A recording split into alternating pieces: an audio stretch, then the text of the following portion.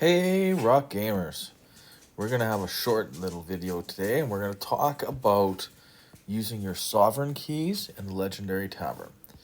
As you know, Rise of Kingdoms Lilith has put in the Legendary Tavern. Instead of just being for KVK, it is now available all the time. And as you can see, I've done 168 out of 200 for the guaranteed pick, and I have more than enough keys to get there. However, I'm saving my keys for KVK.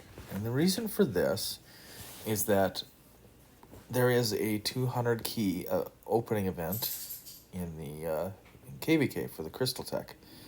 So I am better off saving that.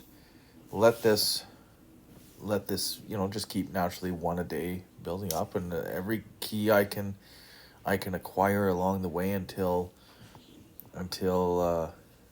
KVK starts, just save. Now, I'm going to show you here. As you can see, most of my commanders there are all recruited. I've got Nebu expertise out of that, and the rest are just recruited, except for Chandragupta and Moctezuma. Moctezuma is one of the 3 worst commanders for legendary commanders in the game. He is not worth even considering recruiting on this. The only time I would recruit him is if he has a bastion, but I have never seen or heard of him having a bastion in KVK. So I would just ignore him. So for me, the next time that I get to 200, I am going to select Chandragupta, because then that means that if there's a bastion, I have him. Now, I'm not going to get, I'm only going to get the level 1 for his skill. It's not going to be, the 5 for his skill, but I would have the skill. And that, gives me, if something happens that there's a commander that gets introduced to the game where he is a perfect pair for that commander, and he becomes part of the meta, I have him, and I can invest legendary sculptures, universals into him.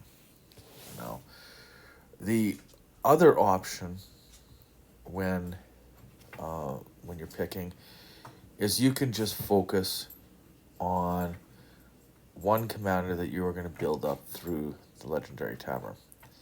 However, that takes so long that I wouldn't do that unless, like for me, I'll get to Chandragupta, and until they add more commanders, that means the next time I am selecting a commander I want sculptures for, someone that I want to build up. Then I would do that. Now, the other thing is about collecting the keys in the first place.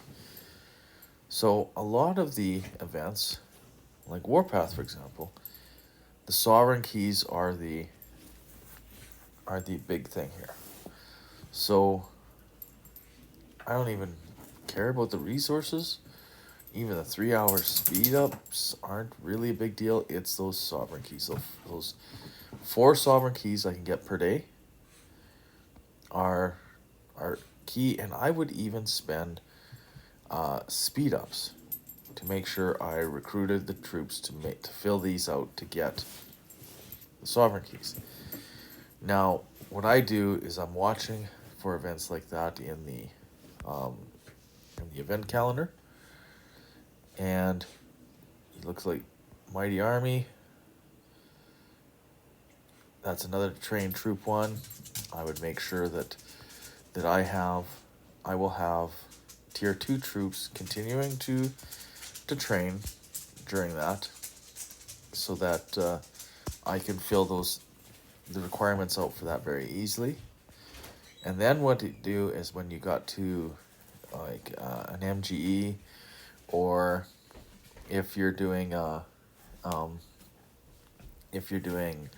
pre-KVK, you can upgrade those. It's not as good as going from tier 4 to tier 5, but it is at least some savings, and you'll get points from there. I would never keep them around just to keep them around. You're gonna upgrade them. So anyway, I am going to, since you're here, I am going to open up my Shadow Legion bundles. Only resources, no keys. And nothing else of interest there. So, anyway, I will sign off for now. Enjoy, and good luck, and have fun playing Rise of Kingdoms.